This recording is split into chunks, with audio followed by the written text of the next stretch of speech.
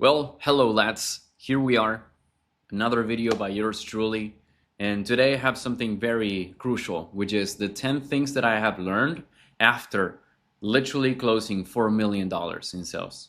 Alright, now the funny thing is that when you see these types of videos, everyone tells you, oh, you should listen to me because I closed 100K, because I closed millions of dollars, because I did this, I did that. The reality is, I don't want to make this video as a dick measuring contest, or at least be part of it. So I just want you guys to understand that I made $50,000 a month in my best months. Sometimes I did less, around 30, 40. I'm around that right now. I'm not God in sales, but I know my shit. And the important thing is that it's not so much what I have made, it's the fact that I was homeless just a couple years ago. And I was able to learn so many things and help hundreds of people at this point that I think it's worth to listen to me. Okay, so let's just jump into the video. I'm gonna tell you the 10 things that I learned, and it's very crucial that you stay for the 10th because that one is the most important one. Without that one, nothing matters. All right, so the first one is sales is about putting the bait and not forcing the fish to bite. What does that mean?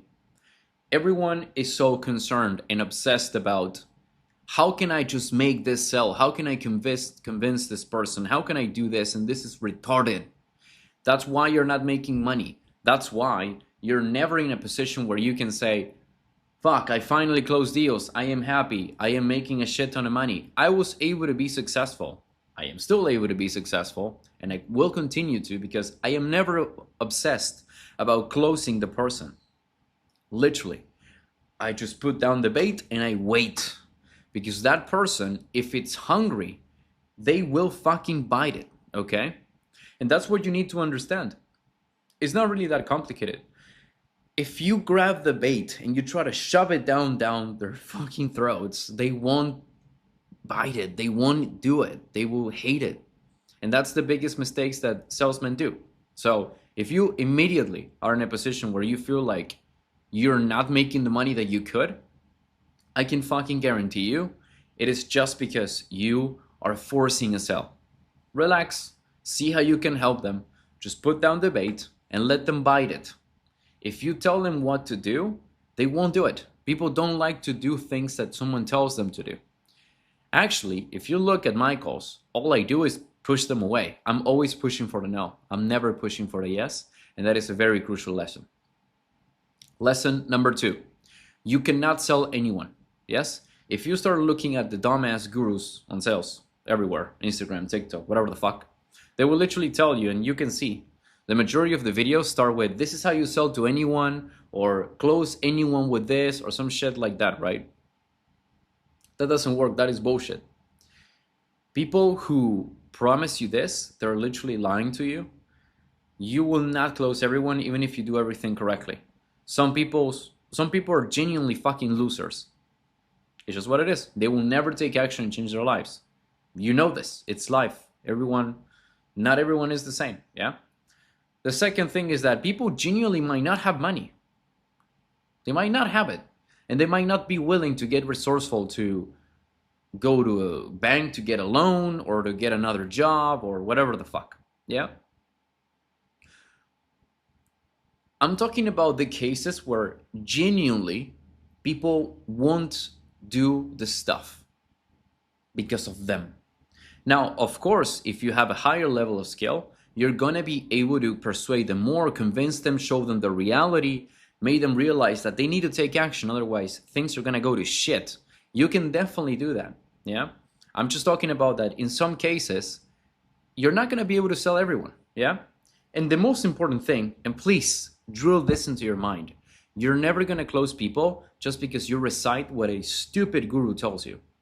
When they say you can close anyone, just follow this, that is, just do it. If you don't believe me, just do it. And you're gonna realize that it doesn't work. Because sales is not like that. So my point is, understand that not everyone is closable, but don't take that as an excuse and say, oh, okay, great then. I'm just not gonna be concerned at all, and it's fine if I don't close, because Luca told me to. It's like, no, Don't be a dickhead, right? Anyways, number 3, without a frame, you won't win. It is so important to maintain the frame on a sales call. Some prospects might be extremely docile, like there might be a bimbo. And it's like, okay, there's not a problem then, right? But some prospects will actually be neutral or even hard, and they will push you. And if some prospects are really pushing you, well, you won't be able to really maintain control. I have seen so many times, because of how many calls I have reviewed from my students, that they show up and they have this prospect who says, hey, no, I don't want these questions. Just tell me how much this is. Just please go ahead, speed up. I don't have time. Let's make this a fast conversation. Let's not waste time, blah, blah, blah. And they're just taking the full frame. And the mistake in here is that you just accept that. And you say, yeah, okay, yeah, I'm sorry, I'm asking too many questions, or I'm doing this. Yeah, no, absolutely. The price is this or is that. And then you just completely destroy your frame. And if you destroy your frame, you're never going to be respected. Yeah. And if you're not respected, you won't look like an authority. And if you don't look like an authority, people are not going to buy from you. Yes. I want you to think of this like going to the doctor. You go to the doctor's office, right? And you see a dude who does not look like an authority at all. A guy who doesn't know his shit. His clothes super dirty. You see the walls, or everything is fucked up, right? And he starts talking to you, and he seems extremely incompetent. He doesn't even know what he's telling you about. You show up with a headache, and the dude tells you, okay, let me look at your food. So let's say that happens. Would you actually really be taking the advice that this doctor gives you? Most likely not. Now, flip that and turn it into your sales call. If you're not having a frame, if you don't seem competent, if you're not looking like an authority, people will say, I'm not going to listen to this guy. Why in the fuck should I? This guy probably doesn't know what he's doing. Yeah. So they won't give you money, because their money is precious. And especially on offers like, I'm going to help you make money, their money is a limited resource. So they will be very cautious in if they want to spend it on there. So always be careful in that, and always maintain the frame. Without a frame, you will never close. Number 4, trust is so damn important. I'm always telling this to my private students. If you don't build trust, people will just not want to take action, Just think about this. Would you give thousands of dollars to a guy that you really don't trust? How likely is that person to scam you? How likely is that you're never going to get anything? Be very careful, be very wary of how you are being perceived for the other person. Trust is something that you build by being real, by being direct, by cutting through all the bullshit, by actually focusing and saying, this is the problem, prospect. I'm clearly seeing it. Do you? Yes, I do. Okay, so what the fuck are we going to do to fix it? Yeah? So doing stuff like that, as a simple example I just gave you, literally builds so much trust. Every time I close someone, every time, okay, I'm lying. 9 out of 10 times, 8 out of 10 times. People say to me, can you be my coach in the program? Are you going to coach me in the program? Will I see you in the program? Because they really trust me. They see how I am. You have to do the same. Yeah? Following scripts like a retard, doing tactics and stuff like that, only makes you feel untrusty. People see that, and people will realize that you just want their money. If you're talking to me and I really understand you, and I tell you, wow, man, I think you should do this, I think you should do that. Wow, what do you believe you should do? Just a normal conversation, you're going to trust me. If you show up to my call and I say, oh, what does it hurt? Yeah? Well, I think you need more help. You're not going to believe me. You're not going to trust me, because I'm just trying to sell you, get money out of you. So be very careful with this and understand. Trust is something that you build by being real, by calling out the bullshit, and by sometimes saying to the prospect, I don't think you should buy this today. So many times I have sold stuff because I told them no, because later on they did when they were actually prepared. Do the same. You will close a lot more. Don't have this strange desire about, I need to close as fast as possible because I need money. And it's like, it just makes you be a retard. Don't do that. Yeah. Number 5, without emotional leverage, you won't close. This is something that I struggled when I started, which is building this emotional gap with the prospects to the point that when they're actually talking to you, they ended up really pissed off, in tears, or extremely happy, whatever it is, extremely sad, whatever. You need to create emotional spikes within the prospect. Yeah, I'm not saying that you should force them to cry. Like, your objective shouldn't be, okay, I'm going to make this prospect cry. But your objective should be to make them emotional without forcing it, obviously. Just really understanding and going deeper into the stuff. No closer goes deep into shit. It's just like, oh, okay, scripted questions and let's pray that I close. You don't do that. You're better than that. So what you do is you go into a lot of depth into what's going on. Yeah.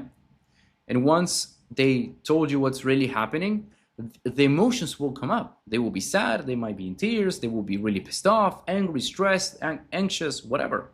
You gotta play on that and go even deeper. Well, if you thought on a call that you already got them, go even more, because there's always more. Yeah. Why is this? Because in a small example, this size is the part of the brain that controls the logic, right? Like, it's just this size. And this size is the part of the brain that is managed by the emotions, okay? The neocortex and the mammalian brain. The mammalian brain, the emotional part, is really what dictates actions. It is so much more powerful. And you can just think about this when you got really emotional and how difficult it is to calm yourself down, or any example that you can think of. Just give yourself a moment and think. The emotions are really hard to control once they're strong, yeah? So you want to pull that emotion out as much as you can, because if they're emotional, they will take action. Now, obviously, do not buy to the example of, oh, you just have to play on the emotion and that's it, or just play on the logic and that's it. No, you need to have both, because after the emotion, they're going to be logical and they're going to say, yeah, this is not a good idea. So you need to play on both, but you need the emotional yes for them to start, and you need the logical yes for them to commit long term. The logical is actually very simple, because all you have to do is, if this is a fitness offer, you just show them, so you're 200 kilograms, with this you're going to be 80. Or if it's a money-making offer, okay, you're making 3K a month. If you invest 3 times that now, you're going to make multiple 5 figures in a couple months. So logically, it's actually pretty easy. You just have to know how to express it. However, the emotional one is more difficult. Get the emotional, get the logical, you can close. Number 6, my favorite. Objection handling is stupid. Simply stupid. When I'm on calls, I barely get objections. Why? Because I go in such depth with the discovery and I cover everything that it kind of makes no sense to give me an objection. That's one part. Also, I pre-handle everything before I pitch. And also, before I pitch, I make sure that the person is going to say yes. I do not pitch unless I'm willing to bet my house on the fact that they're going to buy. Keep that thing in mind. Yeah? Now, let's say you do get an objection. What do? Do you start quoting Shakespeare? Do you start reciting a scripted objection handle that, I was going to say some names big in the industry told you to do? No, because that doesn't work. And more than likely, you already tried and you realize that it doesn't work, or works like this amount of times. So is there a way to do it more effectively? Yes. Number 1, understand. Whatever they give you, understand it. As long as it makes sense. So if I am talking with someone and that someone gives me a logical, like actually makes sense objection, like for example, You got a dude willing to get into a program. He wants to do it, but he wants to talk to his wife. This is logical if the wife is bringing the money or they both share the accounts. That it would actually make sense for them to talk about it.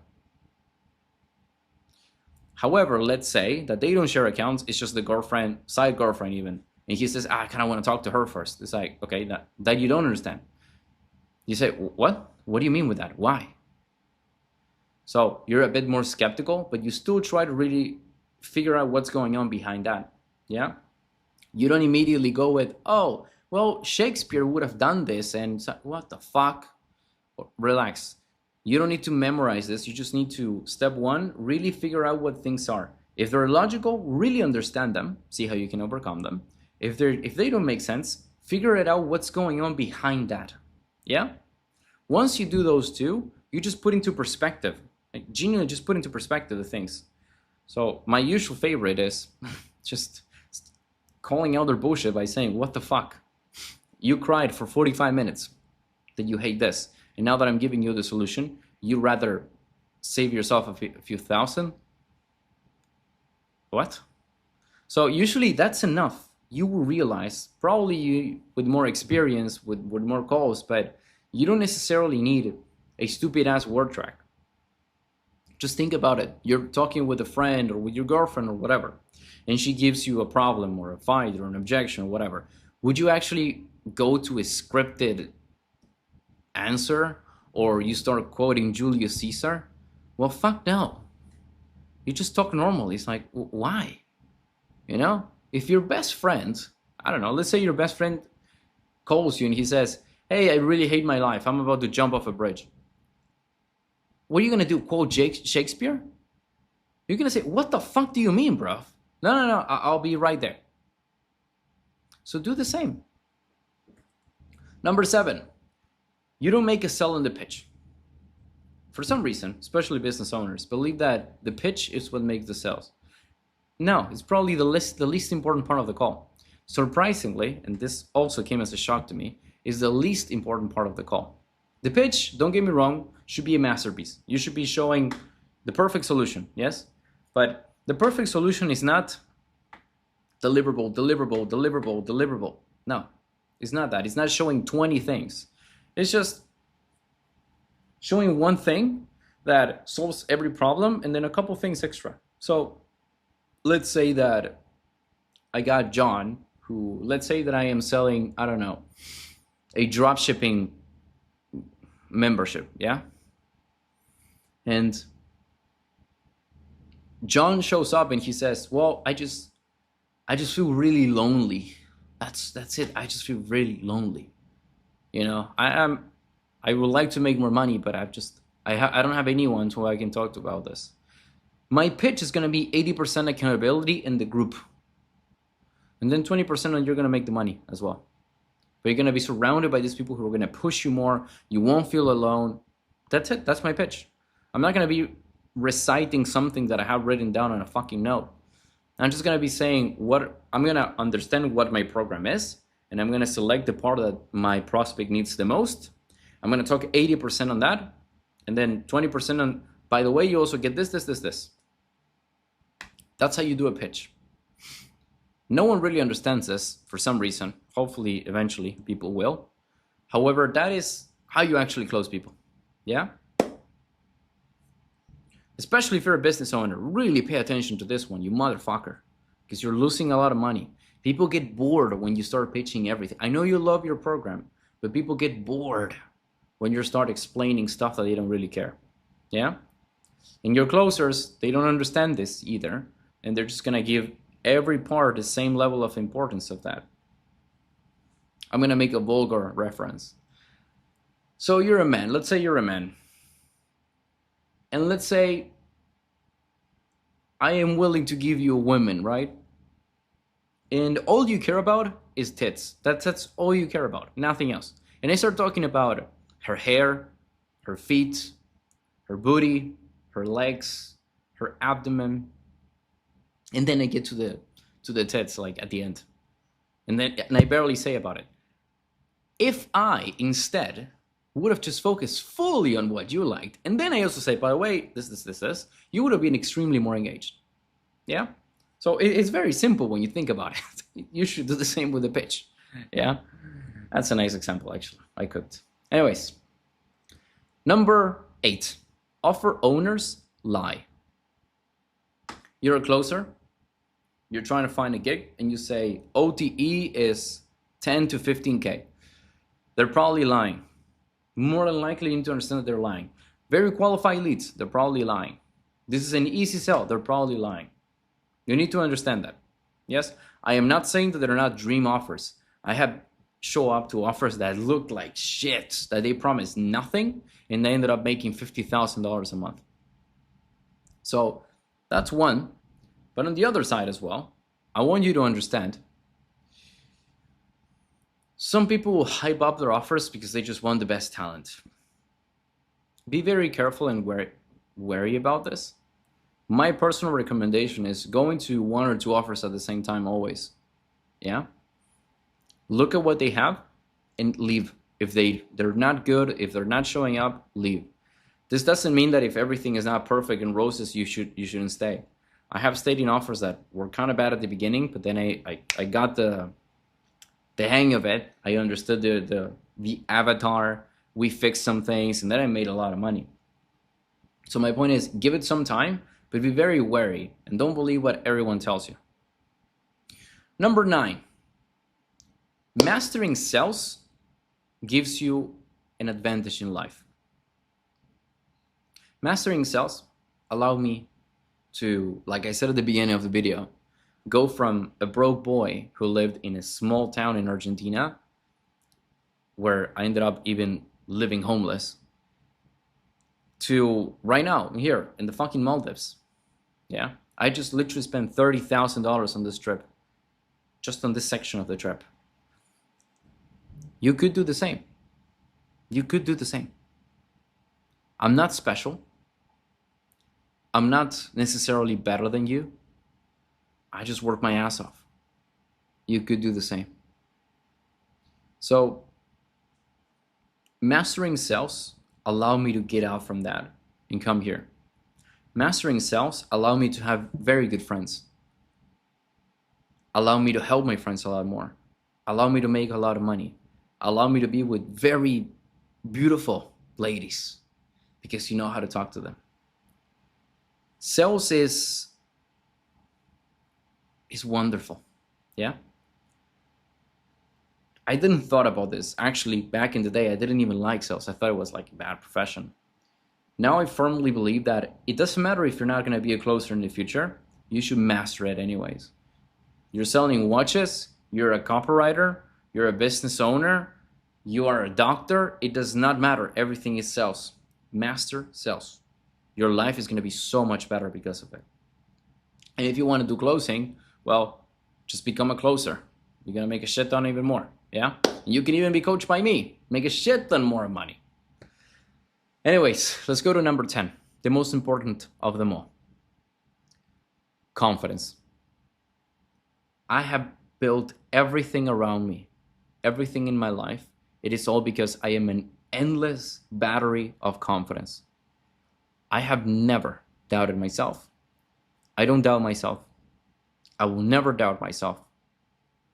And when I was in the fucking dungeon, I still didn't doubt it myself. You could do the same. Believe in yourself. Be confident. Because if you show up with an extreme level of confidence, you're going to close so much more. You're going to be so much respected. You're going to climb in every company that you have. You're going to be hired by the best teams. I work with everyone you can fucking name by this point. Literally, think about a very famous influencer. Either I talk with the guy, or I work for the guy, or some shit like that. Because of how confident I am. And I don't give a shit anymore. You could literally put me and Trump in a conversation, and me and a homeless guy in a conversation, and I will talk the same to both. Because of how confident I am. Yes? This gives you such an amazing quality for living. So just be more confident. Yes? The secret is to not need anyone's permission for anything. That's how you're confident. Just, I don't need anyone's permission but my own. You don't get the confidence by, I'm gonna fake it. You don't get the confidence by, I'm just gonna believe in myself. You don't get the confidence by, okay, I just have to do 30 days of perfect action so that I can finally feel like it. Just don't give a fuck about everyone else's permission or opinion, and you're gonna feel extremely confident immediately. Yes, listen to yourself. Don't listen to the rest. You will feel extremely confident. So that's me with the 10 lessons that I have learned after collected $4 million in sales. Lessons could be updated. Lessons could change in the future. Yes, but I'm very confident in them. And I believe that mastering this stuff really allowed me to be successful. And like I just said, being in a place like this that is a fucking paradise versus in a small dark room where I didn't even have food, genuinely. So I hope you enjoyed this video. If you did, don't forget to drop the fucking like, at least, you motherfucker. And yeah, down there you can literally see there's a link so that you can apply to work with me, being my mentorship. You can absolutely do it. Do you have to? No, you could just be gay. That's perfectly fine. But yeah, anyways, I'll see you in the next video.